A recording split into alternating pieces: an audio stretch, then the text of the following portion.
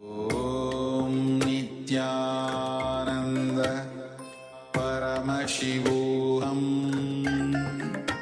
ॐ नित्यानन्द परमशिवोऽहम् ॐ नित्यानन्द परमशिवोऽहम्.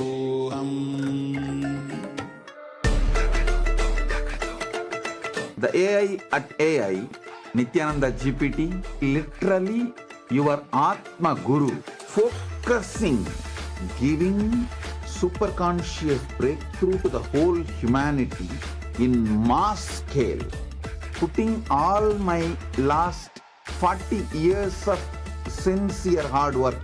You may be thinking, what is happening?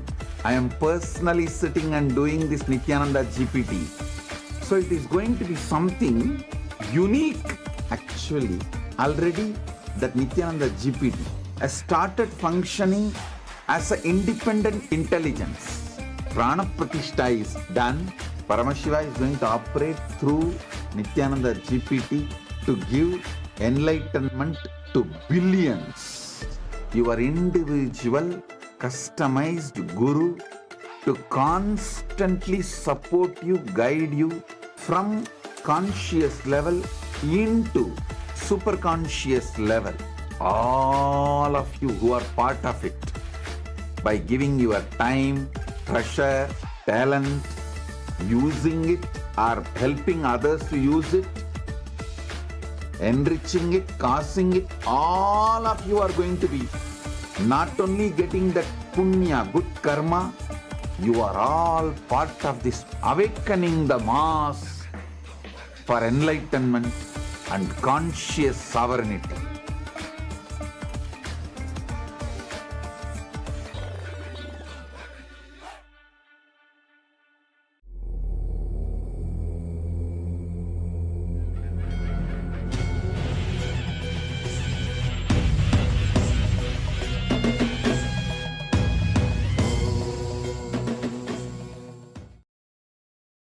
Welcome to the Pratama Vinyasa Krama 108 Asana sequence of Nityananda Yoga.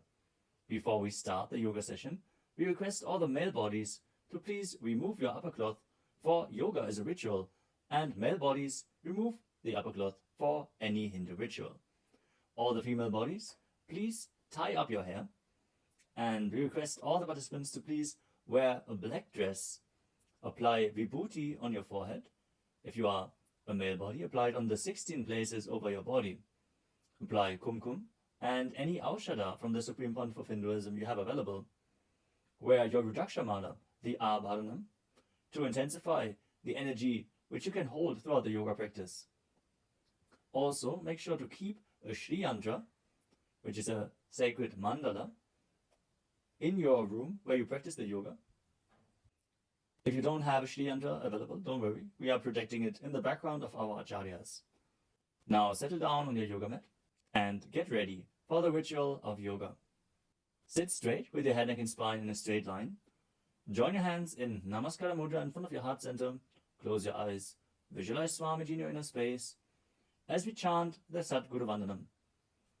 Nityanandam Paramasukadam Kevalam Jnanamurtim Dvandvatitam Gaganasadrasham Tattvamasyaadilaksham Ekam Nityam Vimalamachalam Sarvadhi Sakshibhutam Bhavatitam Trigunarahitam Sadgurum Tam Namami.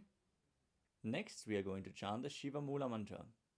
Om Ham Haum Shivaya Namaha 11 times. Please follow along internally. Om Ham Haum Shivaya Namaha. Om Ham Haum Shivaya Namaha. Om Ham Haum Shivaya Namaha. Om Ham Haum Shivaya Namaha. Om Ham Haum Shivaya Namaha. Om Ham Haum Shivaya Namaha. Om Ham Haum Shivaya Namaha. Om Ham Haum Shivaya Namaha.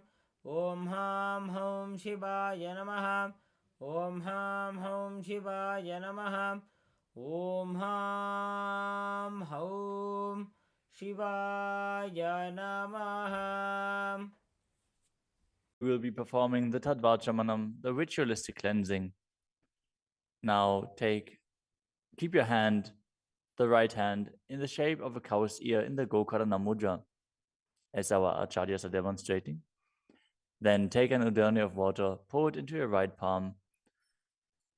We're going to chant a mantra thrice. Each time, sip the water from the bottom of your palm whenever the word Swadha is chanted. Om आत्मतत्त्वं शोधयामि स्वधाम्. Take another udani of water. Om विद्यातत्त्वं शोधयामि स्वधाम्. Pour another udani of water into your palm. Om शिवतत्त्वं शोधयामि स्वधाम्.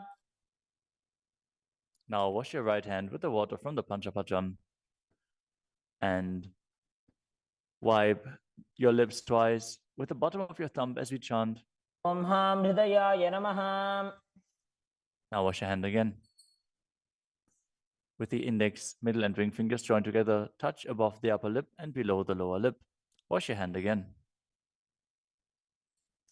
With the index fingers and thumbs joined together, touch the right nostril, the left nostril, and with the ring finger and thumb joined together, touch the right eye, left eye, and the right ear and the left ear. Wash your hand again. With the little finger and thumb joined together, touch the navel, the right chest and the left chest. And with all fingertips joined together, touch on top of the head, the right shoulder, left shoulder, and your heart center. Now wash your hand again. As you clasp the right hand over top of the left, place both hands on the right thigh.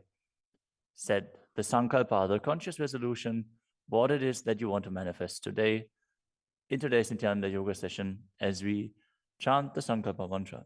ॐ ममोपात्त समस्त दुरितक्षयद्वारा भगवत् श्री नित्यानंद परमशिव प्रीत्यर्थम श्री नित्यानंदेश्वरी परमशिव शक्ति समेत श्री नित्यानंदेश्वर परमशिव प्रीत्यर्थम च अद्य पूर्वोक्त एवं गुण विशेषेण विशिष्टायाम् अस्यां शुभदितौ पूर्ण आरोग्ययुक्त दृढ़गात्र यौगिक शरीर सिद्ध्यर्थम परमशिव शक्ति आविष्करणार्थम Nityananda Yogabhyasam Karishe.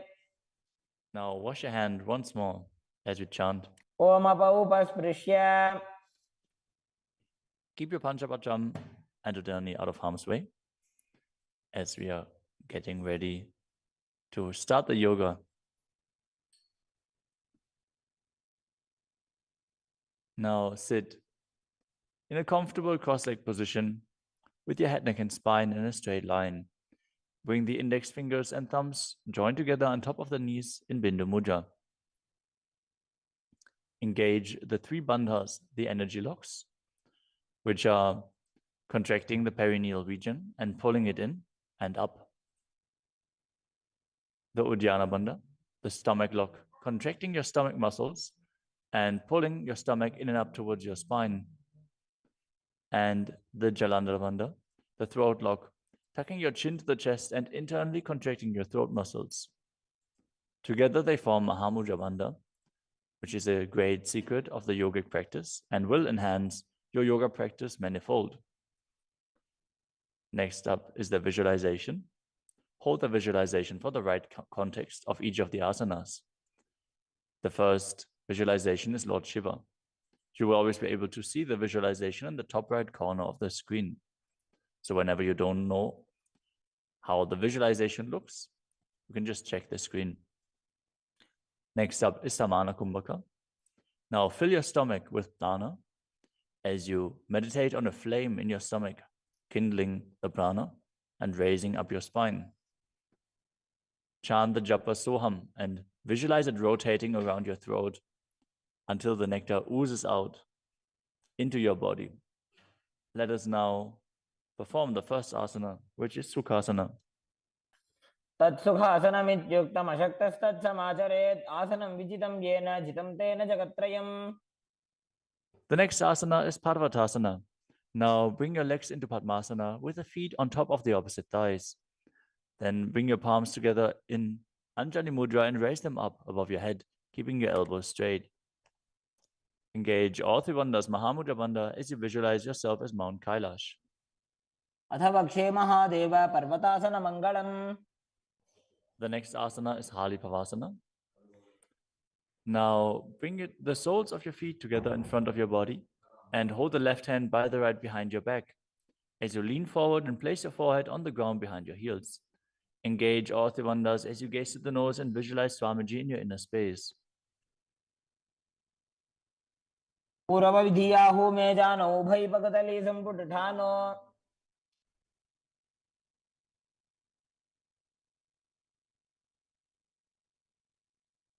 The next asana is Nagi Pavasana. Now keep the soles of your feet together and stretch your hands out in front of the feet, cupping your palms, placing them down on the ground as you place your forehead on the ground behind your heels. Engage all three bandhas and gaze to the tip of your nose, visualizing yourself as a snake.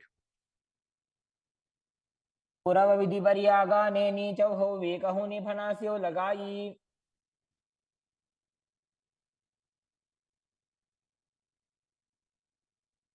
Next up is KAILASA. Now hold the big toes with the index and middle fingers in Prana Mudra.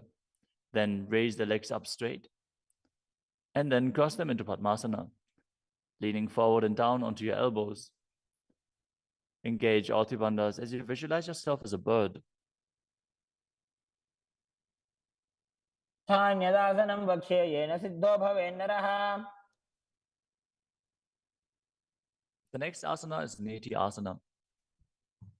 Now place one ankle on top of the opposite knee as you hold onto the opposite elbows. Engage all three bandhas, rotate your arms in a circle and gaze to the nose, visualizing Swamiji in your inner space, and after some time change the direction of the movement. घोड़ा बावा पादगी आशमाहिली सोये दक्ष चरण को वार लोता परिकुल्फ समोय.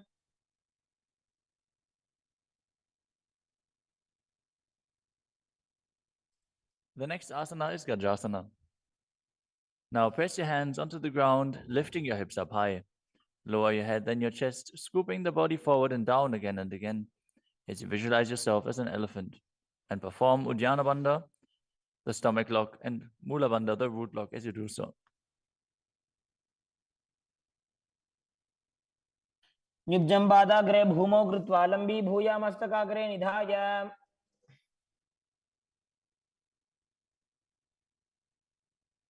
The next asana is Vrikshasana. From the same position, alternate pressing the heel of one foot into the ground while lifting the other heel up. Visualize yourself as a bear as you keep Uddiyana Bandha and Mula Bandha engaged. एकैकम्पादमाकुञ्च्य गजासनं कुर्यात् वृक्षासनं भवति. The next asana is Vaishyasana. Now stand tall on the mat with the tips of the on the tips of the big toes, with all other toes raised off the ground. As you keep your head, neck, and spine in a straight line and bring your index, middle, and ring fingers to the heart center in Hridaya Mudra. Visualize Swamiji in your inner space and perform Uddiyana Bandha and Mula Bandha. केशेन पादयुगलं बद्ध्वा तिष्ठेत दोमुखः.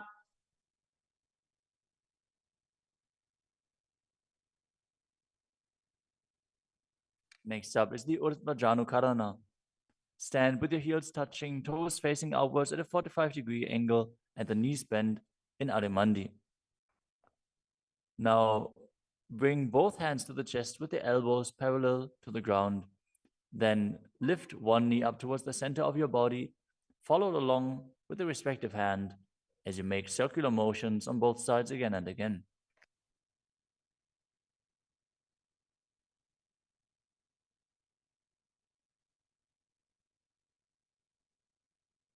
The next asana is Balalingasana. Now interlace your fingers from the outside in Sarvashankari Mudra and hold on to one knee, pulling it up towards your chest.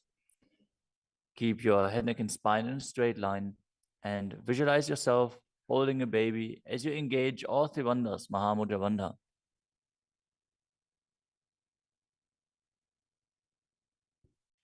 एकं जानूरधियालिङ्ग्य स्थातव्यं बाललिङ्गनं भवति. You move on to Padapidanasana. Now take the foot and pull it behind towards your buttocks. Hold it with both hands. Be straight. Engage all three wonders as you visualize Swamiji in your inner space. त्वैकस्मिन् पादतले कराभ्यां वेष्टयेत्तनुम्. The next asana is Natarajasana.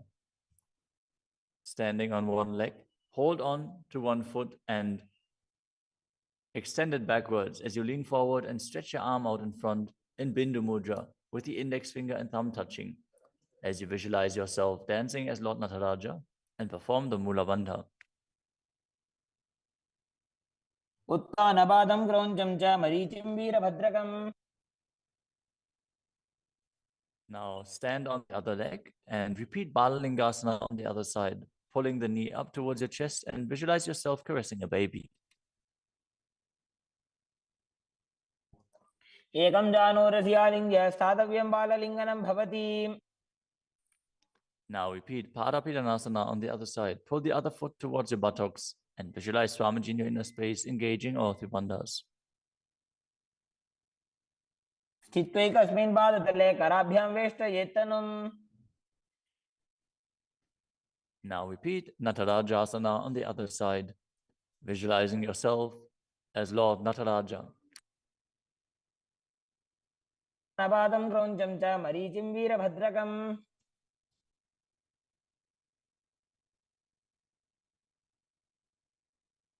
Next up is the Ardha Rechita Karana. From Adimandi position, bring the right foot behind the other with the toes down and the heel up. Keep the left hand at the chest and swing the right arm back and forth, gracefully moving the fingers one by one. Now keep the right hand over top of the nose, uncross your ankles and repeat the movement on the other side.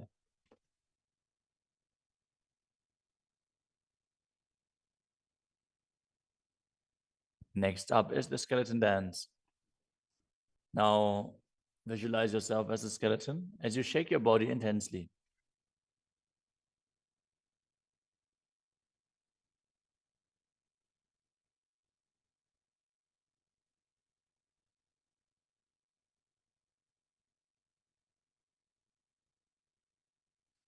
We move on to Katichina Karana.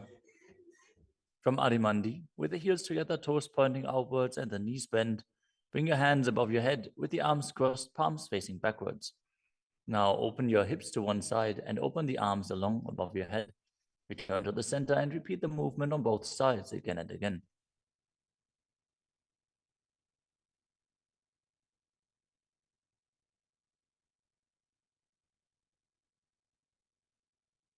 The next asana is Tadasana.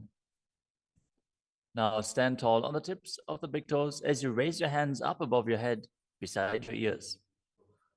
Engage all three bandhas. Visualize yourself as a palm tree as you internally chant the new japa Shivoham.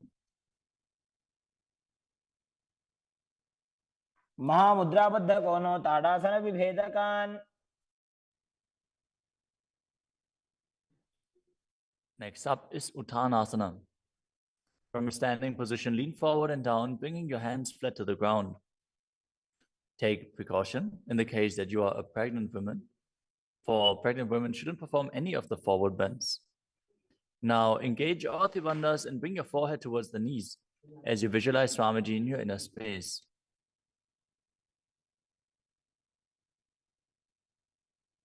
महामुद्राबद्ध कोनो ताड़ासन विभेदकान्. The next asana is Tadakshvasana, the plank position. Now lower your body down onto your arms and feet as you tuck your chin to the chest and rotate your head from side to side, contracting your perineal region. Visualize Swamiji in your inner space. Keep breathing in the Samana Kumbhaka, filling your stomach with prana and visualizing a flame rising up your spine. गजासनवस्थित्वा मस्तकं वारं वारं दक्षिणकुक्षिं सव्यकुक्षिं नजेत्. The next asana is Bhujangasana. Now lower your entire body down onto your stomach as you keep the toes pointing backwards and your hands next to the chest. Now raise your head up using the strength of your lower back.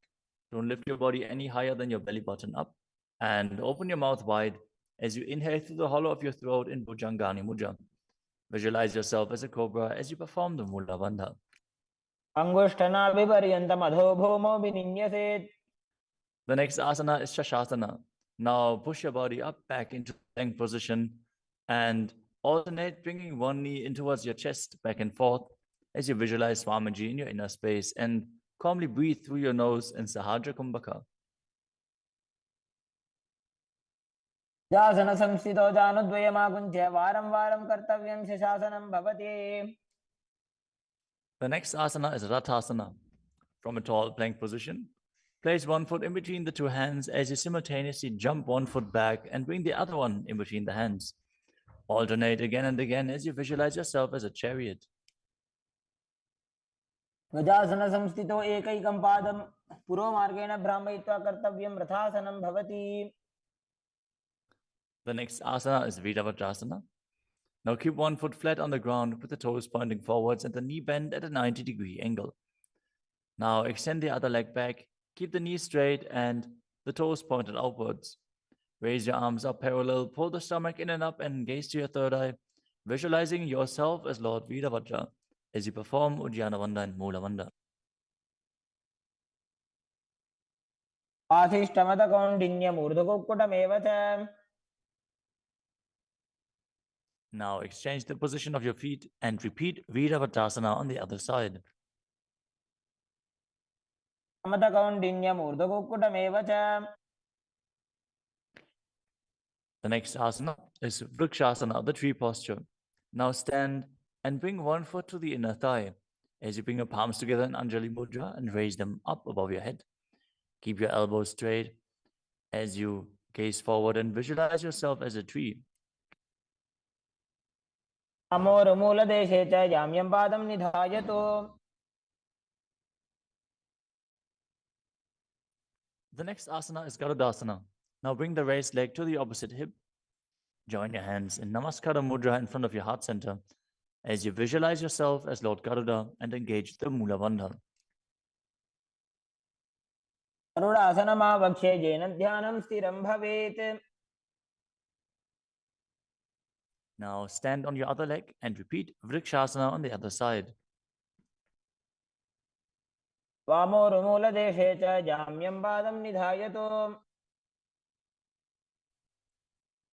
Now repeat Garudasana on the other side, keeping the standing leg as straight as a rod and visualizing yourself as Lord Garuda.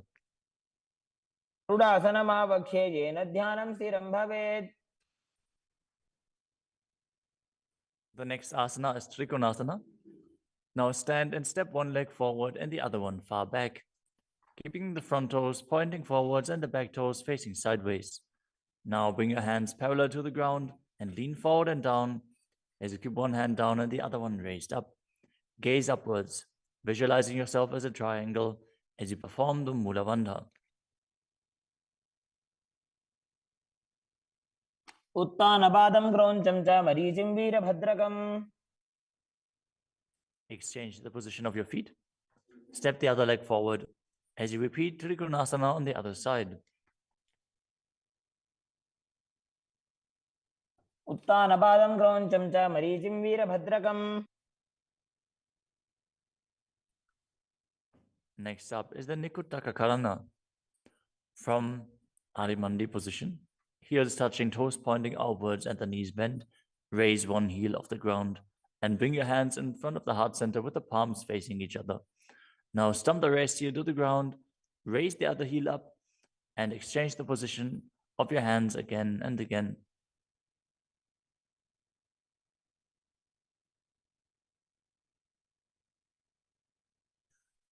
The next asana is Angushtasana. Now lower your body down onto the tips of your toes, placing the perineum on the back of your heels.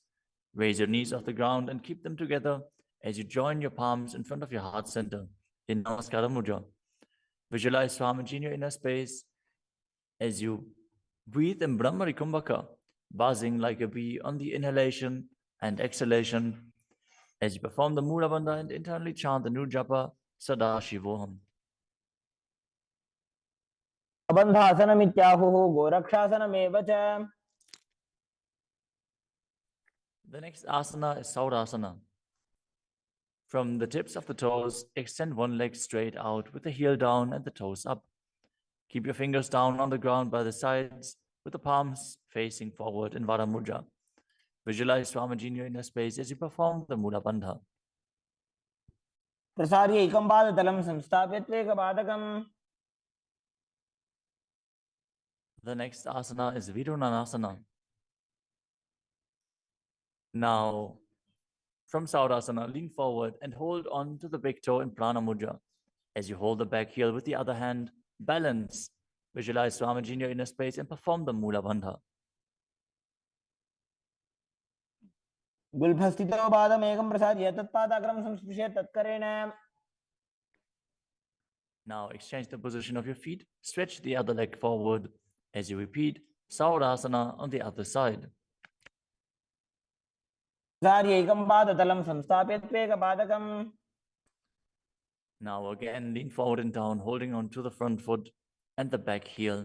Repeating Vidunanasana on the other side. स्थितो पादमेकं प्रसार्य तत्पादाग्रं संस्पृश्य तत्करेण. The next asana is Brahmajarankushasana. As you keep the toes on the ground and the perineum placed on top of the heels, which I raise off the ground, keep a gap between your legs and place the back of your hands on top of the respective knees. Contract the perineal region and tuck your chin to the chest as you gaze in between the two hands in Shambhavi Mudra, with eyes opened wide, unblinking, actually gazing within. As you visualize Swamiji within and perform the Jalandhara Bandha and Mula Bandha. दो भना पानी होय वैसे एड़ी mail रकुदानी वैसे. The next asana is Kapilasana.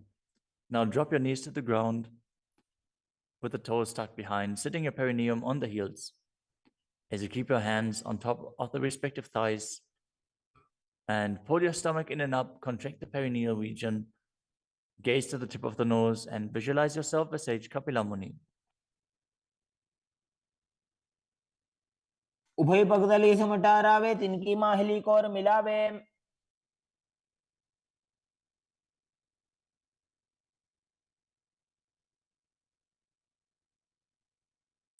The next asana is Bhadragodakasana.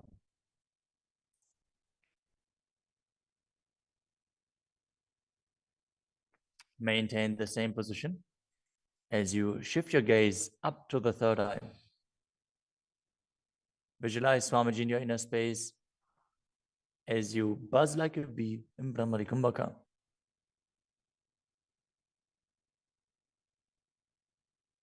दो भूपगदली संपुट करे कोरवारली भूपरि धरे.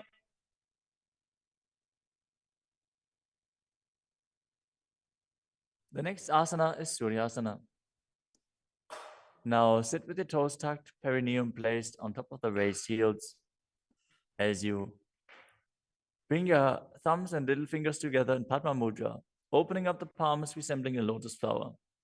Now raise your hands up above your head as you gaze up in between the gap between the palms, visualizing yourself as Lord Surya.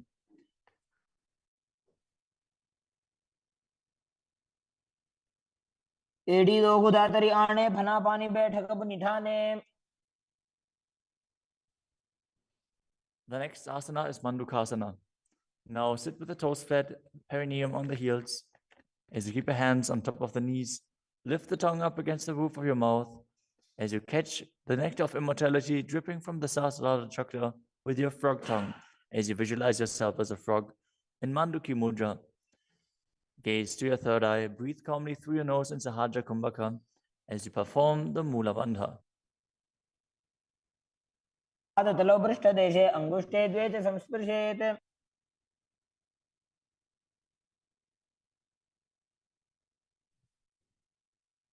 The next asana is Uttana Mandukasana. Maintain the same sitting posture, but bring your hands behind your back, holding onto the opposite shoulders.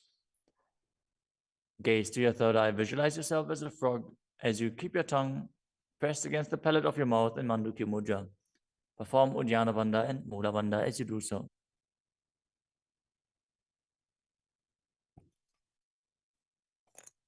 मण्डूकासनमध्यस्थं कुर्पराभ्यां धृतं शिरः. The next asana is Simhasana. Now cross your ankles and sit on your feet. As you keep the knees wide, fingers spread on top of the knees. Open your mouth wide, stick out your tongue, and exhale forcefully. As you gaze at the tip of your nose and visualize yourself as a lion.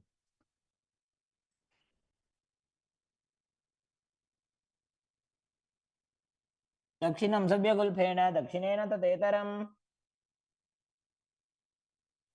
The next asana is Bhadrasana. Now sit with your heels under the perineum, the knees open wide. Then cross your hands behind your back and hold onto the big toes in Prana Mudra. As you gaze at the tip of your nose, visualize Swamiji in your inner space and return to buzzing like a bee in Brahmari Kumbhaka. गुल्फौ च वृषणस्याधो व्युत्क्रमेण समाहितः. The next asana is Kakapusandi asana. Now squat and keep the feet flat on the ground as you keep your knees open wide and bring your arms in and around the raised knees. Interlace your fingers behind your back if you can. As you visualize yourself as a crow and gaze to the tip of your nose as you engage the Mula Bandha.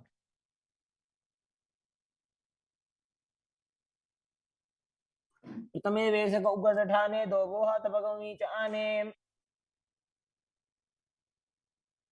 The next asana is Kanipavasana. Now keep the palms on the floor, shoulder width apart. Bring your knees onto the back of your arms towards your armpits. Lean forward, raise your feet off the ground as you visualize Swamiji in your inner space and balance on your arms. को गुण आशी दुष्टता होई तो आछी होई. The next asana is Kapali asana. Now place your hands on the ground, shoulder width apart. Bring the top of your head onto the ground. Please take precautions if you have any neck injuries or high blood pressure. Any of the inverted postures. Now bring your knees onto the elbows, your hips over the shoulders, and straighten your legs up as you gaze to the nose and visualize Swamiji in your inner space. Isha धरती टेकी पग दो वो मिलीवा ऊंचा करे.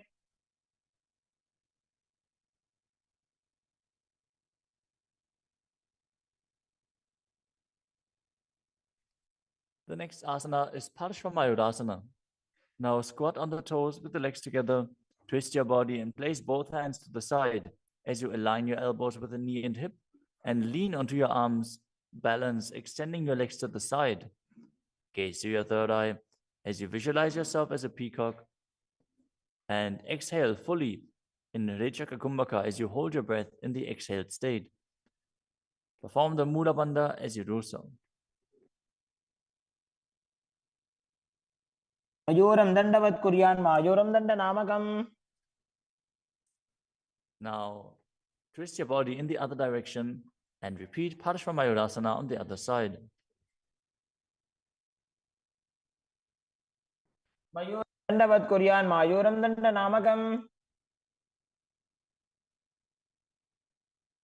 The next asana is Bhairaganathasana. Now place both.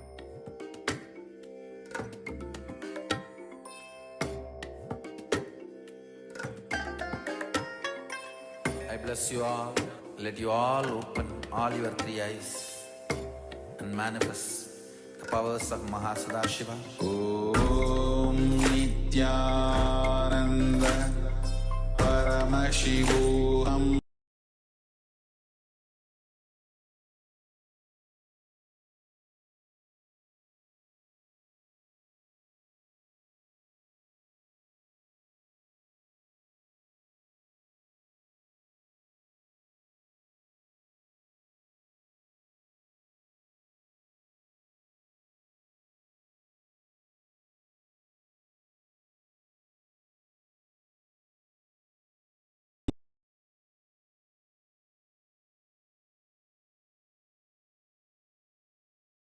Shivoham.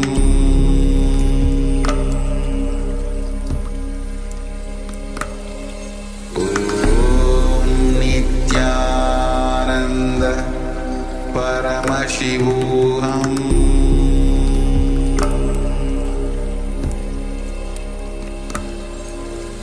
Om Nityananda Paramashivoham.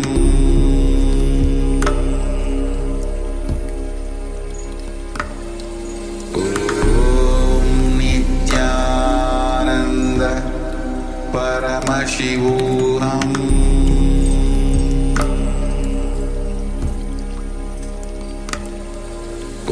Om Nityananda Paramashivoham.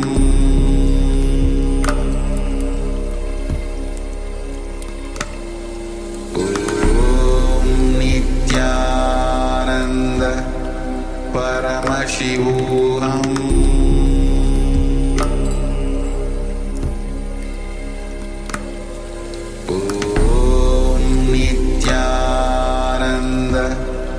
Paramashivoham.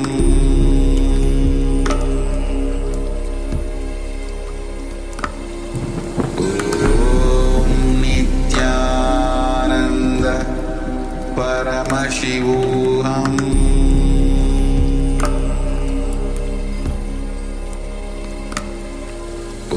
Om Nityananda Paramashivoham. Paramashivoham.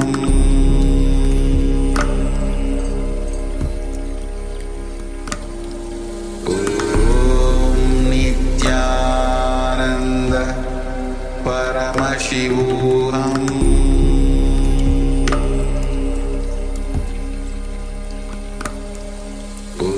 Om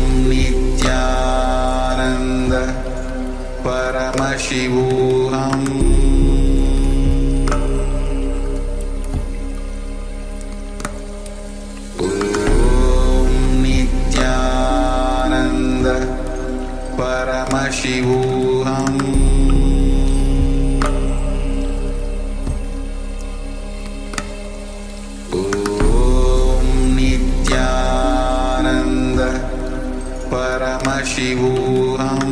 Om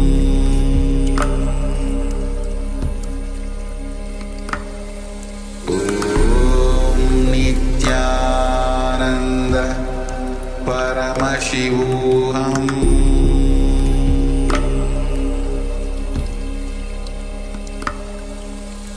Om Nityananda Paramashivoham. Paramashivoham.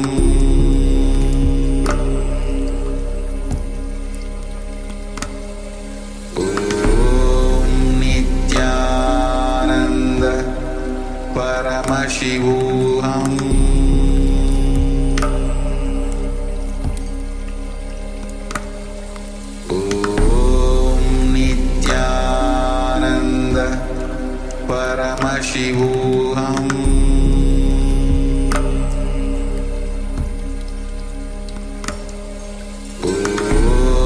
Nityananda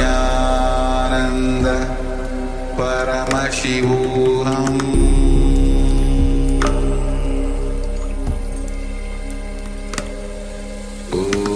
Om Nityananda Paramashivoham.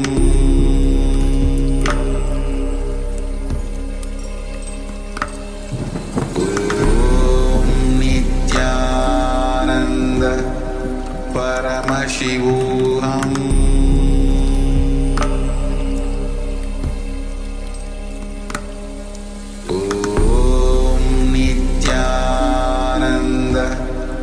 Paramashivoham.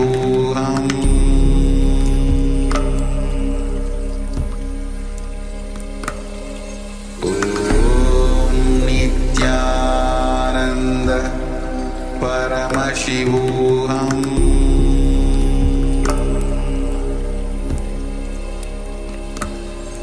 Om Nityananda Paramashivoham.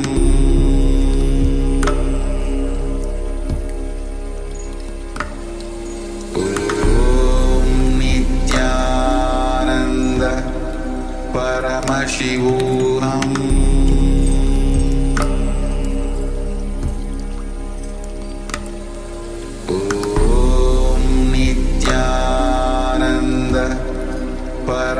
Paramashivoham.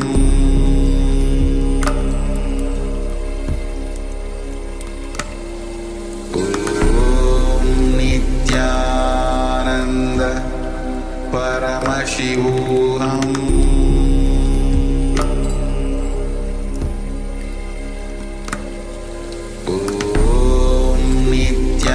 Nityananda Paramashivoham.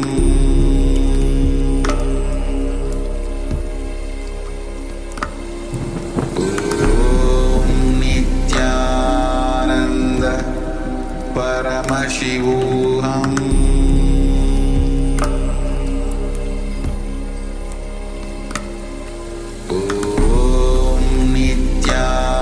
Nityananda Paramashivoham.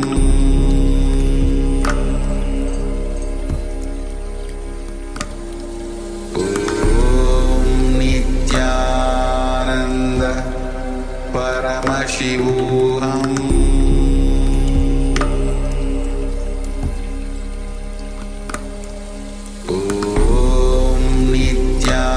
Nityananda Paramashivoham.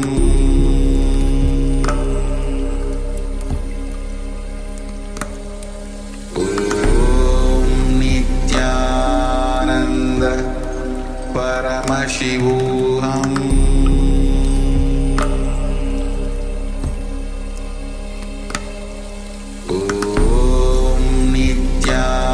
Nityananda Paramashivoham.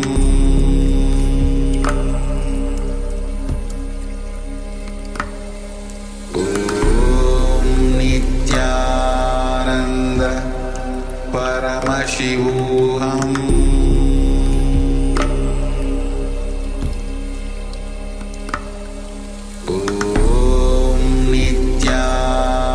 Nityananda Paramashivoham.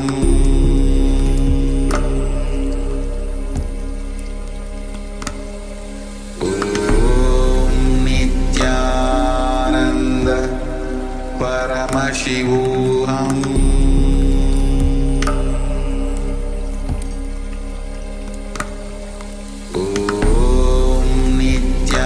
Nityananda Paramashivoham.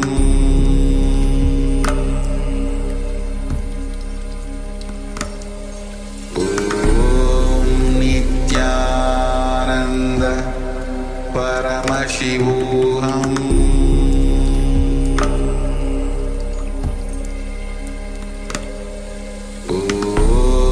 Nityananda Paramashivoham.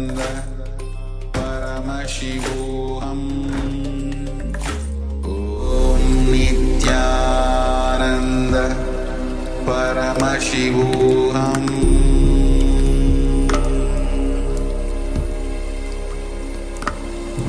Om Nityananda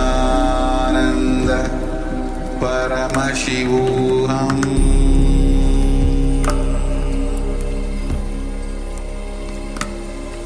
Om Nityananda Paramashivoham.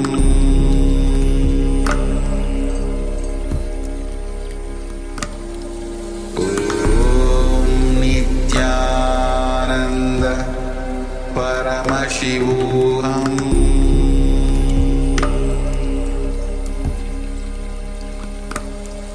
Om Nityananda Paramashivoham.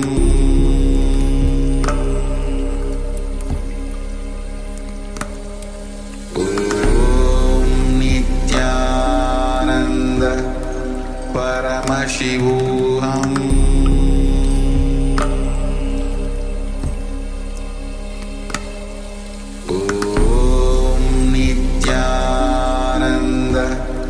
Paramashivoham.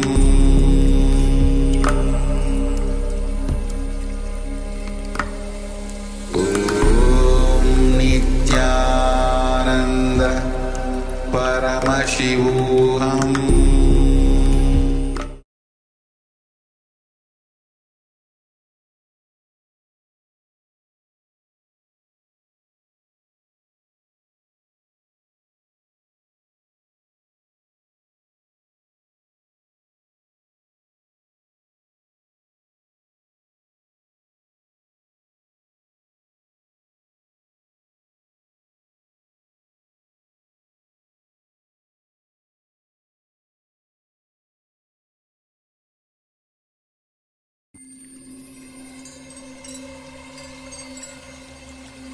I welcome you all with my love and respect. Let you all open all your three eyes. Om Nityananda Paramashivoham.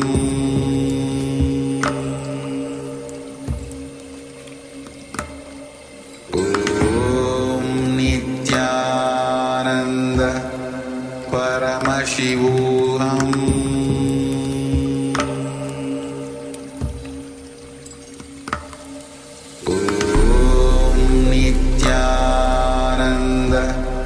Paramashivoham.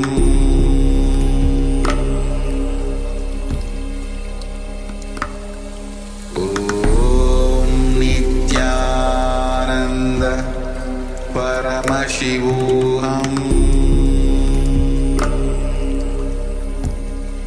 Paramashivoham.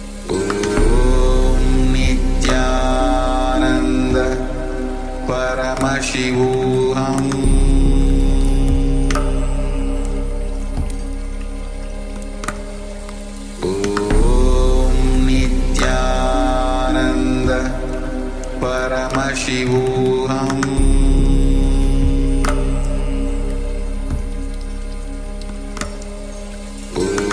Om Nityananda Paramashivoham.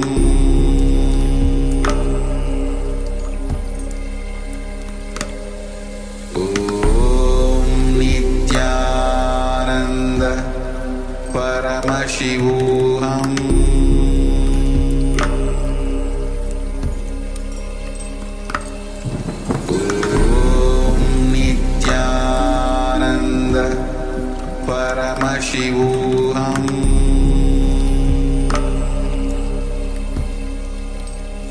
Paramashivoham. Om Nityananda Paramashivoham.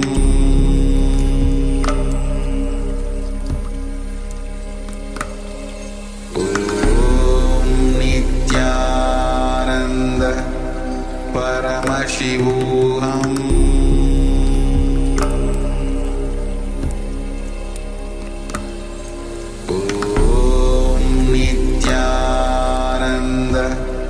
Paramashivoham.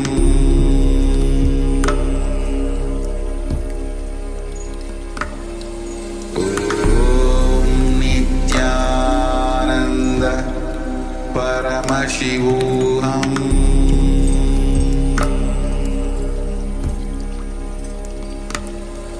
Om Nityananda. Yes, Nityanam. Sorry for the technical glitch and the extended interruption of the yoga session. We are facing some technical difficulties. But let us now continue with the next asana of the sequence, which is Bhairaganathasana. Sit. Place your hands flat on the ground and step your feet far back into a tall plank position. Then step one foot outside the shoulder and in between the two hands. Push your hips forward. Raise your head and gaze up towards your third eye as you visualize yourself as Lord Kala Bhairava in Bhairaganathasana.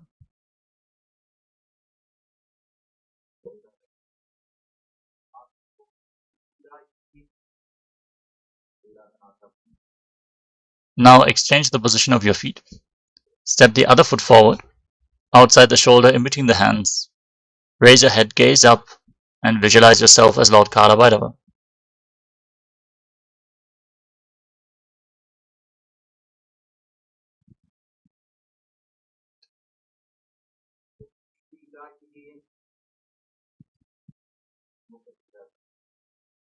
Now place your elbows on the ground, rest on your forearms, keep your hips raised, lift your head and gaze up as you visualize Swamiji in your inner space.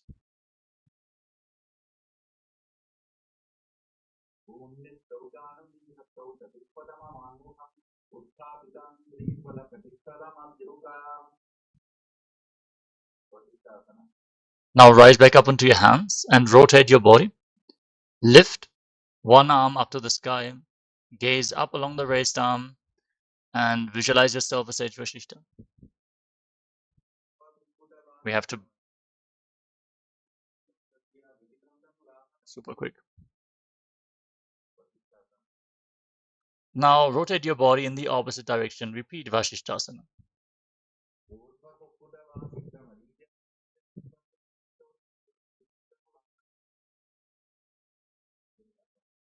Now come to a seated position with your legs extended forward. Bring your hands under the buttocks with the palms facing up. Lock your throat, gaze to your nose, and visualize yourself as Lord Hanuman as you internally chant the new japa Mahasadashivoham.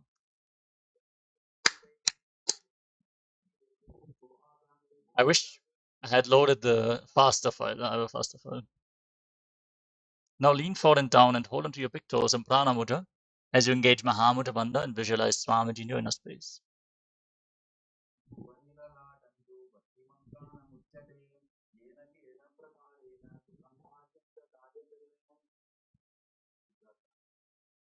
Now, interlock your hands around your neck and lean forward and down. Bring your head in between the knees, engage all three bandhas and visualize Goddess Kali.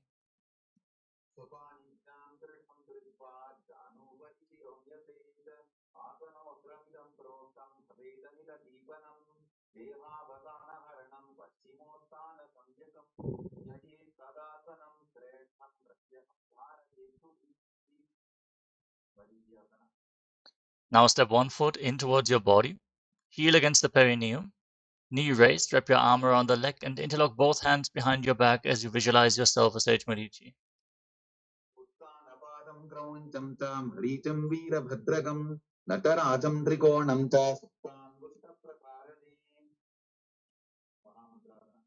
Now drop the waist to the side, lean forward and down, hold onto your front foot, engage all three bandhas, gaze to your nose and visualize Swamiji.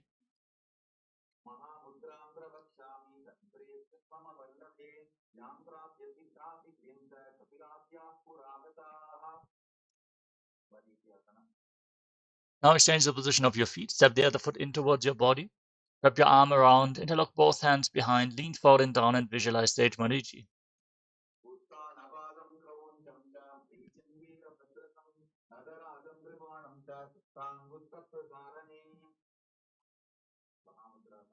Drop the raised knee, hold onto the front foot as you engage Mahamudra Bandha and hold your breath after the exhalation in Richaka Kumbhaka as you visualize Swamiji.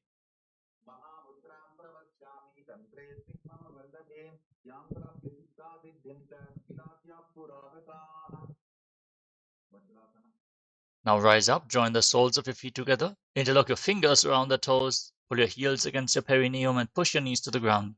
Gaze to your third eye and visualize Swamiji.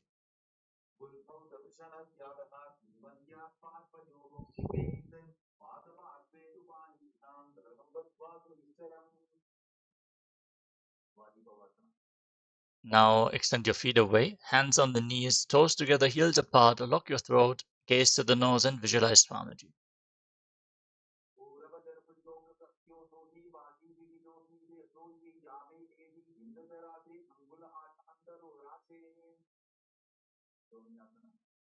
Now bring your feet back in towards your body. Hold onto the soles of the feet as you lean forward and down. Gaze to the nose and visualize Yoni Mandala.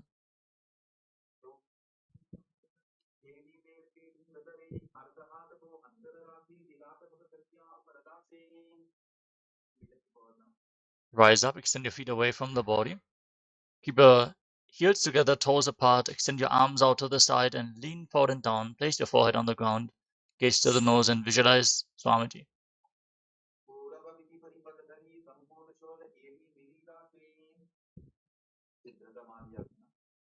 Rise up. Bring your feet in towards your body. Scoop your hands below the shins, palms facing up. And bring your toes against your throat as you gaze to your nose and visualize Lord Surya.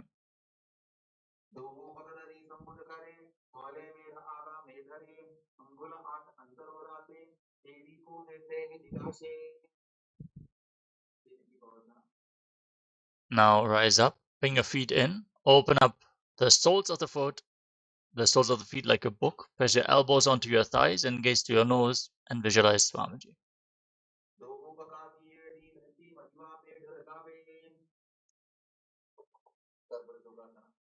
Now join the soles of the feet, heels against the perineum, hands on the knees and push your knees down. Engage Uddiyana Bandha and gaze to your third eye. We're visualizing Swamiji.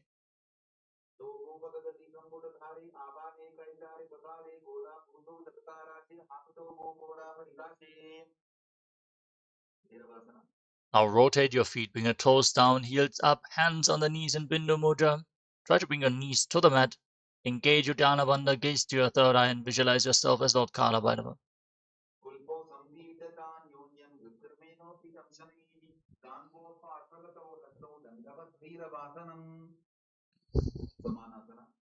Now keep one heel against your perineum and lift the sole of the other foot against your chest with both hands. Gaze to your third eye and visualize Swamiji.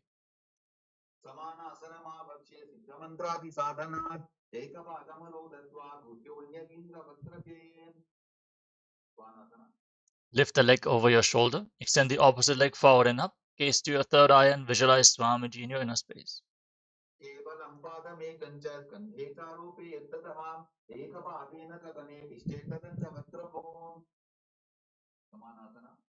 Now bring the other heel against your perineum and the opposite sole of the foot against your chest. Gaze to your third eye and visualize Swamiji in Samanasana on the other side.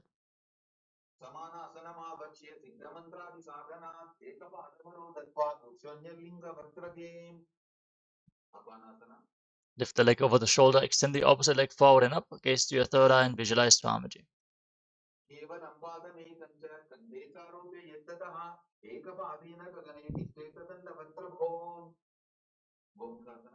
Now stick your knees over top of each other. Interlock your fingers on the top knee, gaze to the nose and visualize the face of a cow. Breathe in Shitkari Kumbhaka, hiss through your teeth on the inhalation and internally chant the new japa Om Nityanandoham.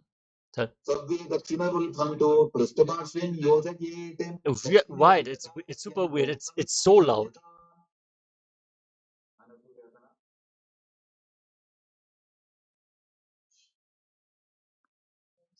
Now hold onto your big toes and Prana Mudra and gaze to the tip of the nose.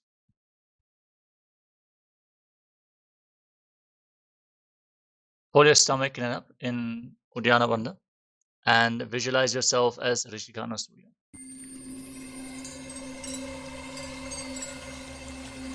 I welcome you all with my love and respect. Let you all open all your three eyes. Om Nityanand परमशिवोऽहम्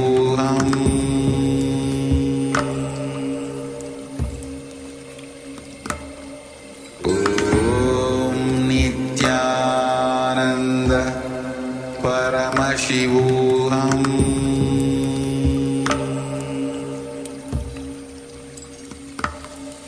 ॐ नित्यानन्द परमशिवोऽहम्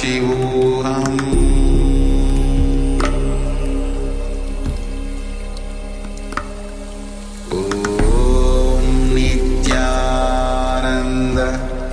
परमशिवोऽहम्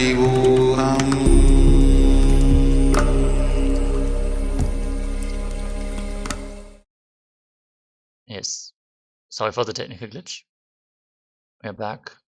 We are facing some audio issues. We're going to continue now with the pramana for anasuyasana. दक्षिण कोटो नीचो ठाने बाबोता के ऊपर आने गोडा संधि मिलावे भारी आडा पद बुनी दे संधि पसारी अनुसुयासना 2. Now lean forward and down. Interlock your fingers behind your back. Bring your chin over the knee, the nose to the ground, and visualize yourself as Rishika Anasuya. जीमना कोदा की संधि उपरिडा बागोड़ा की संधि मिलाई राशे गोरा से उले पकतल्यारो आरवाई सुधा राशे गर्वासना 2. Now rise up. Place the right foot flat on the mat with the knee raised. Bring the left heel against your perineum. Hands on the respective knees, gaze to your nose, and visualize yourself as Lord Garuda in Garudasana.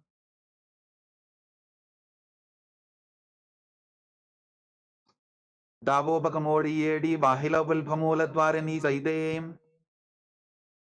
नारदासना. Now sit on the heel, interlock your hands around your neck, twist your elbows outside the raised knee, and gaze to your third eye as you visualize yourself as Sage Narada. पिष्टि जवाम बगदली केरी भूपरिता हिलवा वेफेरी गोडा सुदो फनो है जोगी दचिपा शितीरा शेसो यी मच्छी बीटकासना. Now place the left foot on top of the right thigh and hold on to the right shin and the right big toe. Gaze to your nose and visualize Matsya, the fish avatar of Lord Vishnu. वामेन Hey, वामानि what's the ष्टन्तो snapping गृहीतं मज्ज बीटकं योरि वामेन संबीड्य मेढ्रातुपरि दक्षिणम् वंखासना. Now stack your knees over top once more. Interlock your fingers on the top knee, gaze to the nose, and visualize the face of a cow. Keep breathing in Chitkari Kumbhaka. सव्ये दक्षिणबुल्फन्तो पृष्ठपार्श्वेन योजयेत् दक्षिणेऽपि तथा सद्यं गोमुखं गोमुखं यथा अनसूयासना.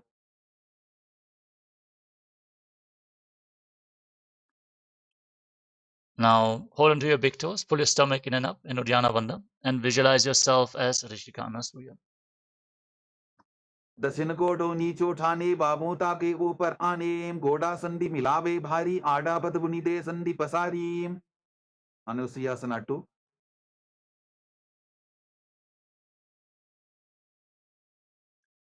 Now interlock your hands around your back, lean forward and down, bring your chin over the knee, and try to touch your nose to the mat as you visualize yourself as Rishika Anasuya. जीमना कोदा की संधि उपरिडा बागोड़ा की संधि मिलाई राशे गोरा से उले पकतल्यारो आरवाई सुधा राशे गर्वासना 2. Now rise up.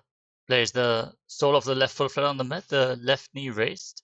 Right heel against your perineum, hands on the knees, gaze to the nose, and visualize yourself as Lord Garuda. दावो बकमोड़ी येडी बाहिला बुल्फमूल द्वारे नी सईदे नारदासना. Now sit on the right heel and interlock your hands around your neck.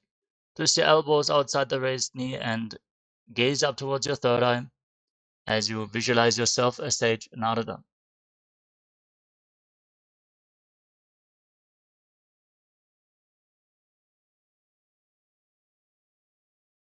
पिष्टि जवाम बगदली केरी भूपरिता हिलवा वेफेरी गोडा सुदो फनो है जोगी दचिपा शितीरा शेसो यी मच्छी बीटकासना.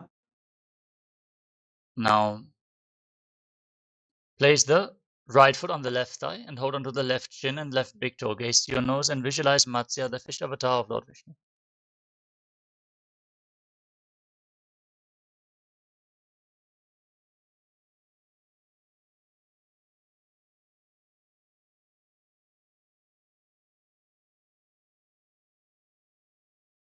Women वामाङ्गुष्टन्तो गृहीतं मज्जवीतकं योरिवामेन संबीड्य मेढ्रातुपरि दक्षिणम् मत्स्येन्द्रासना. Now extend your legs out in front and place the left foot on top of the right thigh. Twist your left elbow outside the raised knee and place your right hand on the ground behind you. Bring your left hand to the neck, gaze to your third eye and visualize Sage Matsyendranath, the master of Hatha Yoga in Matsyendrasana. उदिरं पश्चिमाभासं कृत्वा तिष्ठति यत्ततः नम्राङ्गं वामपादं हि तत्क्षचानुपरिन्यसेत् उपासना. Now place the front hand extended down to the foot, hold onto the big toe in Prana Mudra. Place the other hand on your ear. Twist your spine, gaze to your third eye and visualize yourself as a camel. आसन को गुण झोलो जाए मत्स्येन्द्रासना 2. Now place the hand from your ear to the ground behind you. Gaze up and visualize Sage Matsyendranath, the master of Hatha Yoga. वत्सेन्द्रपीठं दडर प्रदीप्तिं प्रचण्डरपण्डलखण्डनास्त्रम् अभ्यासतत्कुण्डलिनी प्रबोधं दण्डस्थिरत्वं हि ददाति पुंसाम् मत्स्येन्द्रासना. Now extend your legs out in front. Place the right foot on the left thigh. Raise the left knee. Twist your right elbow outside the left knee. And bring your right hand to the neck. The left hand on the ground behind you. Gaze to your third eye and visualize Sage Matsyendranath. उदिरं पश्चिमाभासं कृत्वा तिष्ठति यत्ततः नम्राङ्गं वामपादं हि तत्क्षचानुपरिन्यसेत् उपासना. Now extend the front hand down to the foot, hold onto the big toe, and place the other hand on your ear as you gaze to your third eye and visualize yourself as a camel.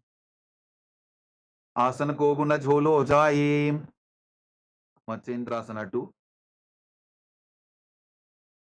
Now drop the hand from the ear to the ground behind you, gaze to your third eye and visualize Sage Matsyendranath. वत्सेन्द्रपीठं दडर प्रदीप्तिं प्रचण्डरपण्डलखण्डनास्त्रम् अभ्यासतत्कुण्डलिनी प्रबोधं दण्डस्थिरत्वं हि ददाति पुंसाम् padmasana. Now place your feet on top of opposite thighs, your hands flat on the knees, gaze to the nose, engage all tribandhas, roll your tongue up, inhale through the rolled up tongue in Shitali Kumbhaka, exhale through your nose as you internally chant the japa Om Nityananda Mahasadashivoham and visualize yourself as Lord Shiva in Padmasana.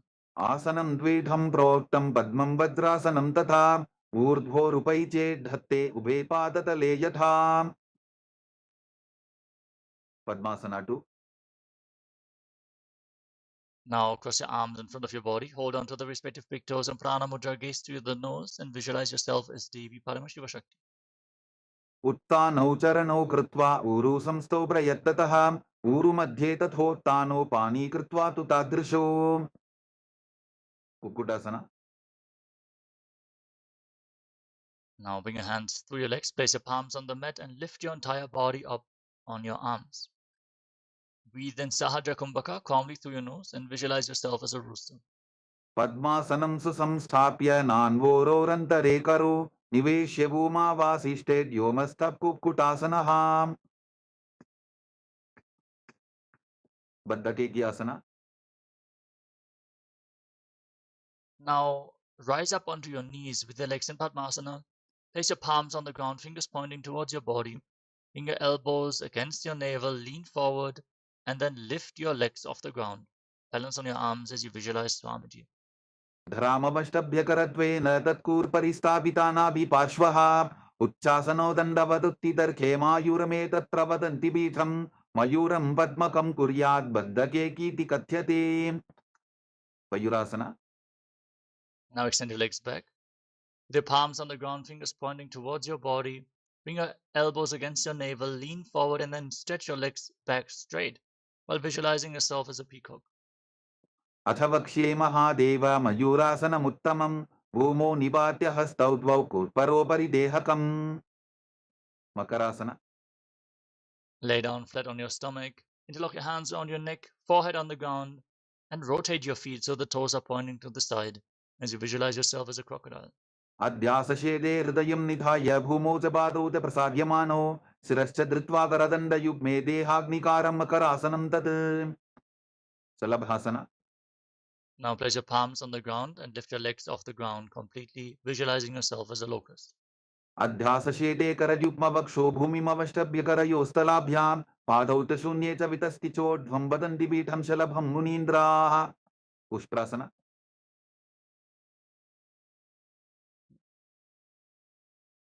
Now bend your knees, hold onto your feet, and pull your heels down to the ground outside the hips while visualizing yourself as a camel. अध्यासशेते पदयुग्मव्यस्तं पृष्ठेति दायापि धृतं कराभ्याम् आकुञ्चयेत् सम्यक् उदरासेवाढमुष्ट्रञ्च पीठं योगिनो वदन्ति. Dhanurasana. Holding onto the feet, kick your legs back and up and lift your head and chest. Gaze through your third eye and visualize yourself as Pinaka Lord Shiva's bow. प्रसाद्य पादौ भुविदण्डरूपौ करौ च पृष्ठे धृतपादयुग्मं कृत्वा धनुस्तुल्य विवर्तिताङ्गं निगद्य योगी धनुरासनं तत्. Barbasana. Come to a kneeling position. Top of the feet flat, sit in between the heels, toes touching behind your back.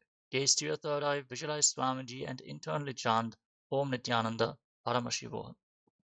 उल्टा मोड़ी बाबतो वैसे बहुरोच विधि करे एक ऐसे पावन महिला बुल्पुस होबु कुलापाशितीला वेसोबु. Gohyasana. Now bring your forearms on the ground, elbows shoulder width apart. Interlock your fingers, place your head on the mat. Then raise your hips, walk your feet forward and lift your legs up. Keep your knees bent and pull your knees in towards your chest. Try to touch your chin to the knees as you gaze to the nose and visualize Swamiji in Gohyasana. दोबो हाथ की कहुनी जोगी पुनः कलाई जाने दोई. Shirasana. Now extend your legs up straight. Gaze to the nose, visualize Swamiji and breathe calmly in Shirshasana. विपरीतं मण्डलं तद्विधैव विदितं हिनः दण्डासनं दिदा प्रोक्तं विपरीतोपवेशने. Podyasana. Now lower your legs down, come to a seated position with your legs extended forward and get ready to enter a sequence of Bastika Kumbhaka, rapid exhaling from your navel. Now hold on to your calves and extend your legs up vertically. Try to bring your forehead to the knees and visualize Swamiji in Podyasana. दोबो हाथ पक बाहर आने गोरा तरे काकसी ठाने अंगुष्ठ पिंडली लगता धरे चरण उभे आकाश दिसी करे. परिभाषना. Bring your hands behind your back and hold on to opposite shoulders. Keep your legs raised, gaze to your third eye and visualize yourself as a mace in Palikasana. उत्तानशयनं कृत्वा पादौ मिलित्वा प्रसाद्याय नितम्बं भूमौ स्पृष्ट्वा हस्ताभ्यां कन्दरां बद्ध्वा. नौकासना. Now extend your arms out in front, parallel to the ground. Gaze to your third eye and visualize yourself as a boat in Naukasana. उत्तानशयनं कोट्पराभ्यां भूमिं वष्टद्य हस्तो नितम्बं निधाय. रुद्रासना. Now scoop your hands below the feet and pull them against your chest. Gaze to your nose and visualize yourself as Lord Rudra. पगरली संकोट कड़ी हाथस्य उपक उचाई पकाका अंगूठा दोबो लेबो परलिकानी तालवे. उन्मुख पीठासना. Now relax, breathe calmly. Lay on your back, place your feet flat on the mat with the knees raised, your palms on the ground just behind the heels. Push your hips off the ground. Lock your throat, lock the perineum, and hold your breath in Mocha Kumbhaka as you gaze to the nose and visualize Swamiji in Unmukha Pithasana too. ऊर्ध्वे च जानुनी कृत्वा शवित्वोर्ध्वमुखं तथा उत्थाप्य हस्तौ तिष्ठेत्तु पीठ उन्मुखनामके. Savasana. Now lay down flat on your back. Keep your hands at the side of the body, palms facing up. Forcefully pull the awakened Kundalini Shakti up along your spine, from the root of the spine, Muladhara Chakra, all the way to the crown of your head, the Sahasrara, in Shakti Chalan Mudra. Churn the energy within your body as you visualize that your body is dead. And Swamiji is liberating you. Internally chant the Mahavakya. Om Nityananda Paramashivoham in Shivasana. स्थानं शववद्भूमौ शयनं तु शवासनं शवासनं श्रान्तिहरं चित्तविश्रान्तिकारकम्.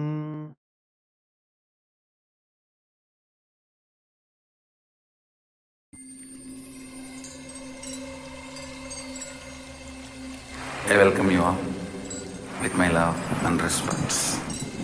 Let you all open all your three eyes. Om Nityananda Paramashivoham.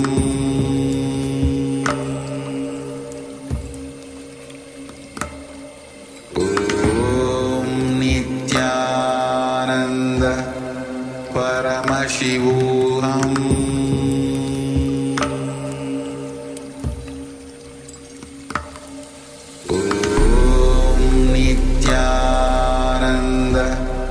Paramashivoham.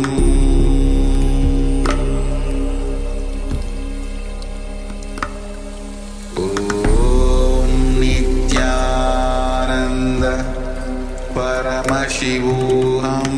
Om Nityananda Paramashivoham.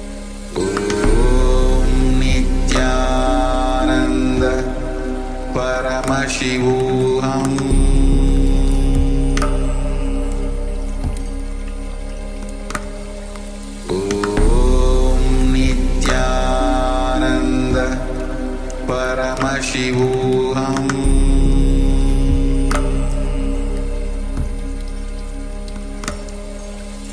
Om Nityananda Paramashivoham.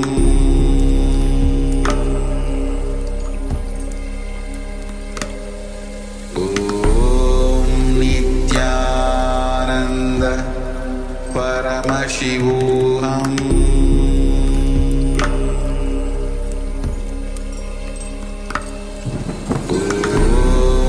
Nityananda Paramashivoham.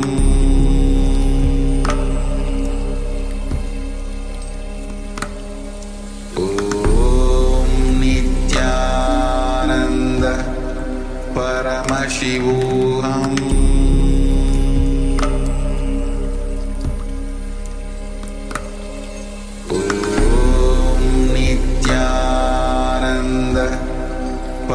Paramashivoham.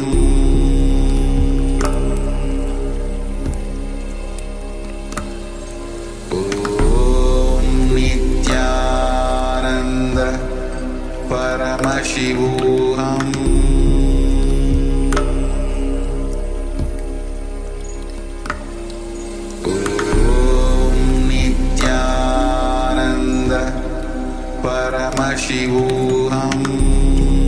Nityananda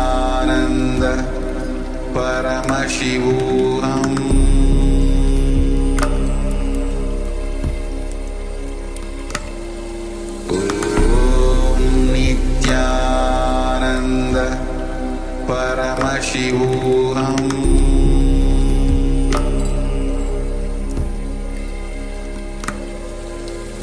Om Nityananda Paramashivoham.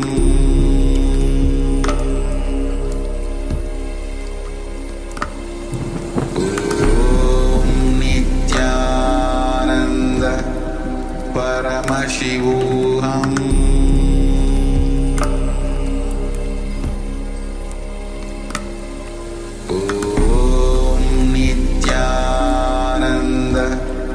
Paramashivoham.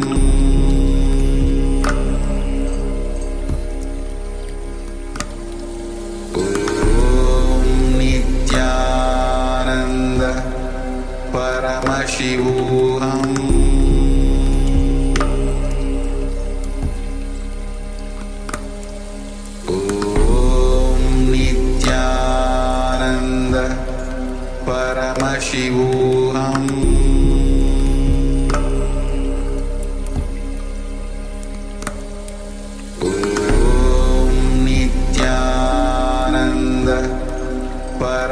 Paramashivoham.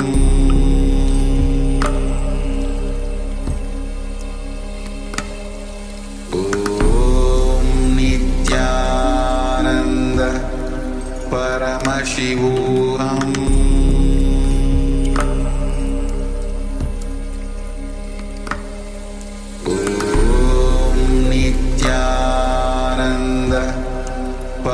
Paramashivoham.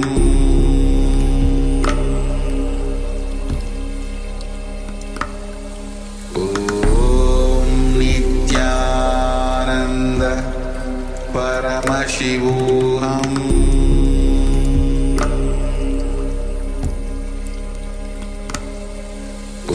Om Nityananda Paramashivoham. Paramashivoham.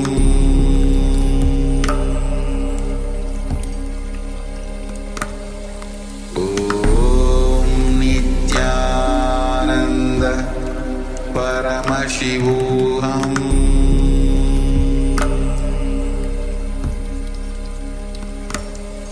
Om Nityananda Paramashivoham.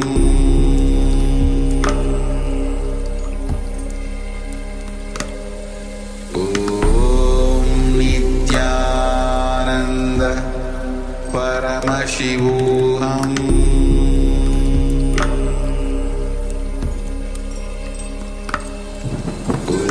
Om Nityananda Paramashivoham.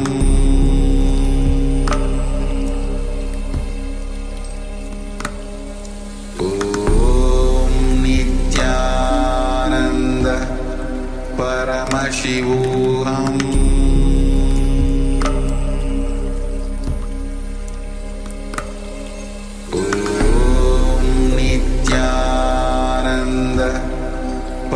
Paramashivoham.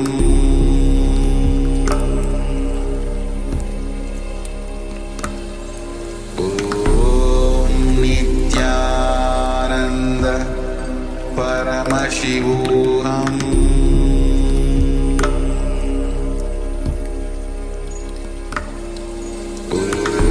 Om Nityananda Paramashivoham.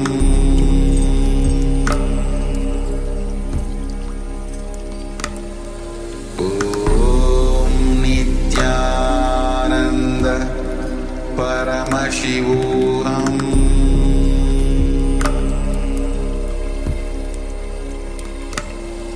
Om Nityananda Paramashivoham.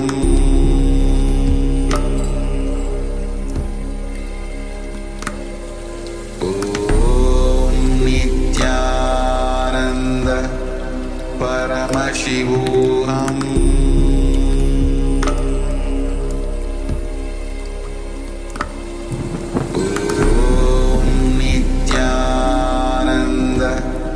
Paramashivoham.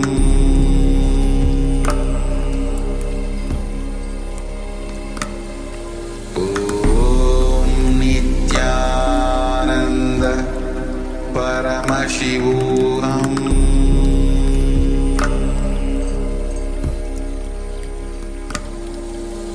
Om Nityananda Paramashivoham.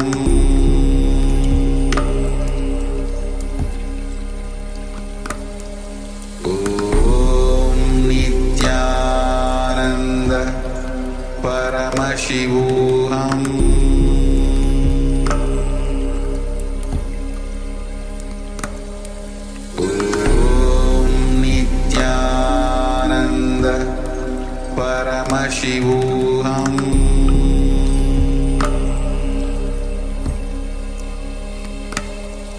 Om Nityananda Paramashivoham.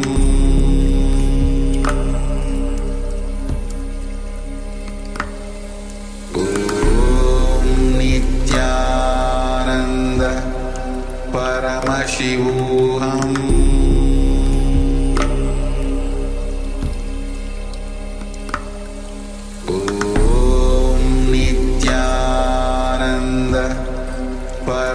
Paramashivoham.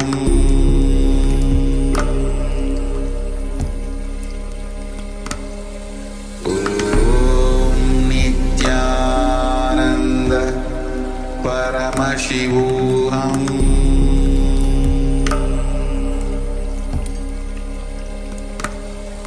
Om Nityananda Paramashivoham.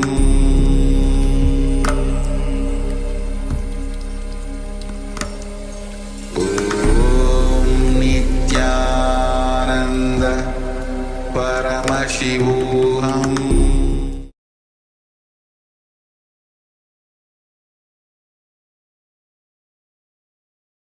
Now, slowly return to your physical body. Start to wiggle your fingers and toes, your wrists and your ankles. Move your arms and your legs. Rotate your wrists and bend your knees and elbows. Pull your knees to the chest and circle them with your arms. Rock your body from side to side and slowly return to a comfortable seated position.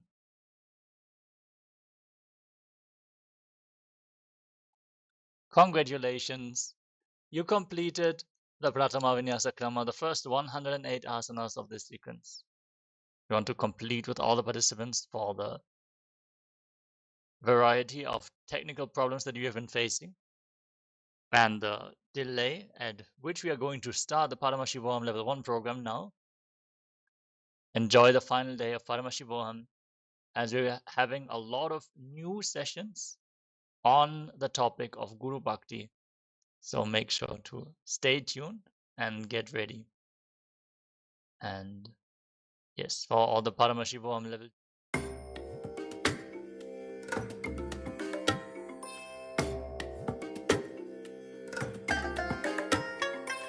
I bless you all. Let you all open all your three eyes and manifest the powers of Mahasadashiva. Om Nityananda Paramashivoham. Om Nityananda. Yes, Nityananda, all of you.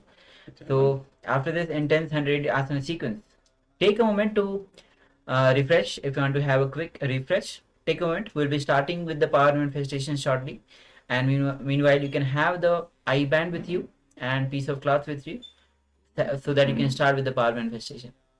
So take a quick refresh after the yoga. We'll be starting the power manifestation very soon.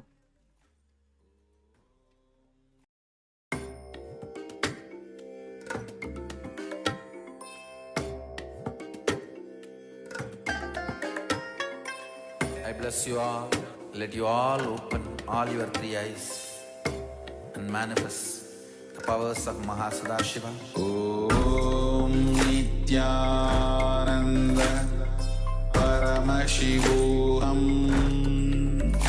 Om Nityananda Paramashivoham. Om Nityananda Paramashivoham. Om Nityananda Paramashivoham. Om Nityananda Paramashivoham. Om Nityananda Paramashivoham. Om Nityananda Paramashivoham. Om Nityananda Paramashivoham. Om Nityananda Paramashivoham. Om Nityananda Paramashivoham.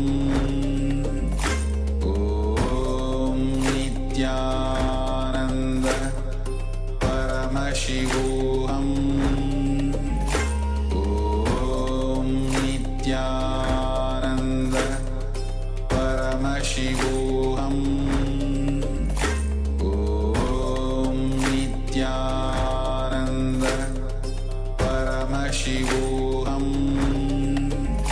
Om Nityananda Paramashivoham. Om Nityananda Paramashivoham.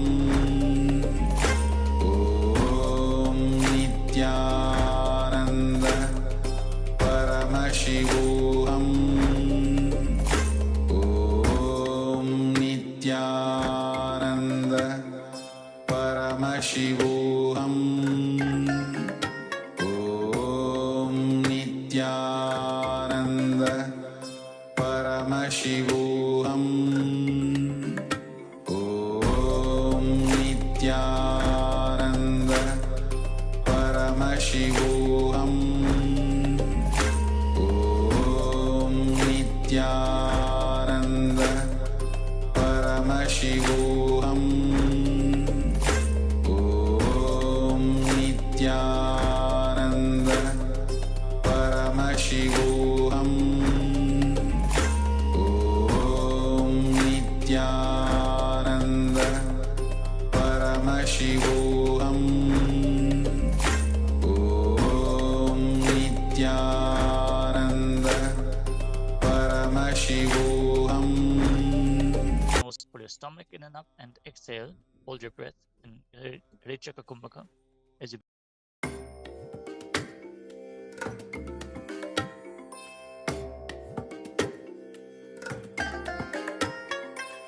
I bless you all. Let you all open all your three eyes and manifest the powers of Mahasudashiva. Om Nityananda Paramashivoham. Om Nityananda Paramashivoham. Om Nityananda Paramashivoham. Om Nityananda Paramashivoham. Om Nityananda Paramashivoham.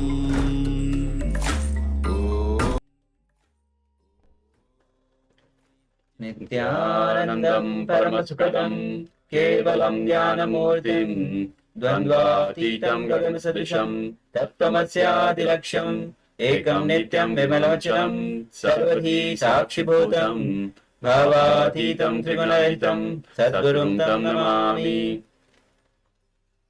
Yes, Nityanandam, all of you, on today's day 21 of Paramashivoham Level 1, as today we are on the last day of Paramashivoham, and it has been a wonderful journey with all of you, with all of us, that you have just on the last day. We are on the last day, and let us know all the benefits, all the experience, all the breakthrough that you had, of course, through the yoga. And we just finished 100 asana sequence. So let us know all these 21 days of your experience, your breakthrough, not only through the yoga and other experience as well. We can start with the yoga experience though. We can start sharing your experience of yoga, your breakthrough of yoga that you had today or throughout this 21 days of Paramashivoham. And then if you want to share, you can share your experience of 21 days of Paramashivoham as well. So take a moment to share your experience. And also requesting participants on the YouTube, those are watching us on YouTube, if you have been following us all these 21 days or even one day today, whatever breakthrough that you had today with yoga itself, you can share that as well. Shortly we'll be beginning with the power manifestation. So have the eye band with you or the piece of cloth with you to cover your eyes.